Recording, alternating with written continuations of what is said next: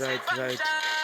Nhasi mususandi ne kana pane munhu wangoni security naye unoziva kuti waifangwa umfonera nemusi wefriday ukaita mistake ukatadza kumubata nefriday ka traya futi kumubata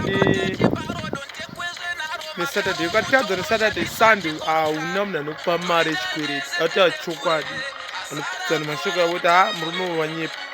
Number 2, mwamboonere kuti kana rizuva raita seranhasi so ukafonera munhu uchimubvunza kuti uri kupi unonzwa kuti kanzi ndiri kure because vamwe vanenge vakaenda kunorora maboyfriend avo, vamwe vanenge vakaenda kunodyiwa mari dzavo weza ende kana senguva dzine dzakadai so ukafonera kana mumwe munhu angatoudza kuti ndiri kuchechi sha. Saka nhasi zuva rakaita seranhasi hapafei, hapana zvetsi rinobuda. Mazvetsi munofanirwa kutoita mazuva nhasi hakuna zvetsi.